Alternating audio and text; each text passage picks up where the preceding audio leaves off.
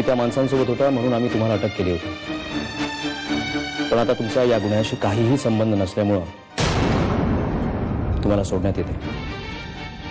पण यापुढे अशा माणसांसोबत राहू नका. तुम्ही जाऊ शकता. Thank you inspector. वरून आपण आपल्या घरांच्या किमती कमी केल्या म्हणून हर्षला लॉस झाला आणि पर्यायाने आसावरीलाही भोगावं लागलं. पण आज जर आपण आपल्या घरांच्या किमती पुन्हा वाढवतो तर त्याचा सगळ्यात जास्त फायदा आसावरी कन्स्ट्रक्शनला नक्की होईल. सध्या तरी मला हाच मार्ग दिसतोय. नाही शारदा, तू म्हणतेस ते बरोबर आहे, पण त्यामुळे आपलंही खूप नुकसान होणार आहे. आणि असं अचानक एकदम. वरून मी जे डिसिजन घेतलंय ते बिझनेस पॉइंट ऑफ व्ह्यूने कदाचित चुकीचं असू शकतं, पण यावेळी मला माझा नफा तोटा महत्वाचा नाही. तू म्हणते तसं करूया.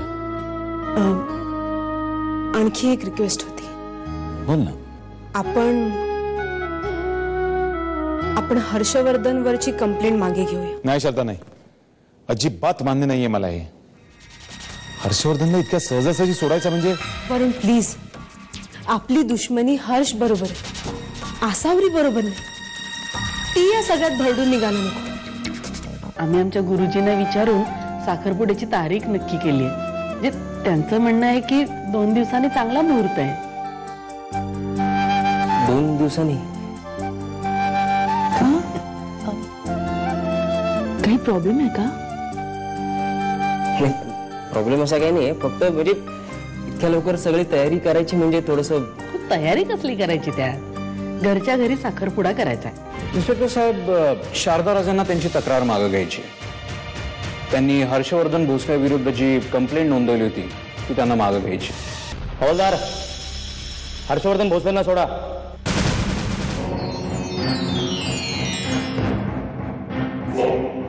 शारदा राजांनी तुमच्या विरोधातली केस मागे घेतली आहे. त्यांनी तशी कोर्टाकडून ऑर्डर आणली आहे, त्यामुळे तुम्हाला जेलमध्ये ठेवता येणार नाहीये. तुम्ही इथून जरी मला सोडलं तरी ते गुंड मला सोडणार नाहीत. ते कधीही जीव घेऊ शकतात माझा. म्हणून मला घरी जाईपर्यंत संरक्षण हवंय. इन्स्पेक्टर, त्यांना घरापर्यंत सोडून या. Yes sir. तुम्ही प्लीज समजून घ्या ना तिला. तर तुम्ही इथे आलात तर समोरासमोर काय ते बोलता येईल आपल्याला. पण बाबा, मानसीसाठी नाही, निदान माझ्यासाठी तरी या आदित्यला. बरं ठीक आहे, बघतो. ठीक आहे, थँक्यू. कार्तिक, त्याला मिळायची ती शिक्षा मिळाली आहे. आणि मुख्य म्हणजे मी शारदाचा शब्द मोडू शकत नाही. तेव्हा ही सुपारी कॅन्सल कर आणि जगन्नाथचे जे पैसे ठरले ते त्याला देऊन टाक. हे प्रकरण इथेच थांबवून टाक. ठीक है सर. अब वो भोसले अपने घर पहुंचा होगा. तिथे जाऊन त्याचे पैसे वसूल करतो. दिले तर पैसे, नाही तो जान. त्या भाईच्या गुंडाकडून यांच्या जीवाला धोका आहे म्हणून त्यांना घरापर्यंत घेऊन आलोय. थँक्यू. नाही थँक्यू नाही. तुम्ही म्हणत असाल तर 2 हवालदार ठेवतो त्यांच्या प्रोटेक्शनसाठी. नाही, त्याची काही गरज नाही. आता सगळं सुरळीत झालंय. ओके, निघू मामी. ओके, चला हवालदार.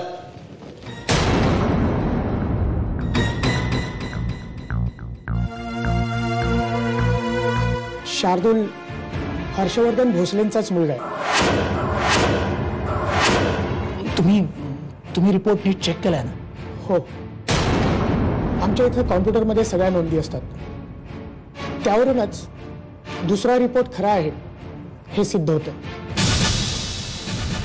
मी तुझी माफी मागतो. मी पुन्हा अशी चूक नाही करणार आयुष्यात कधी. वचन देतो तुला. शपथेवर सांगतो. तुझी शपथ, देवयानीची शपथ, नंदलालाची शपथ.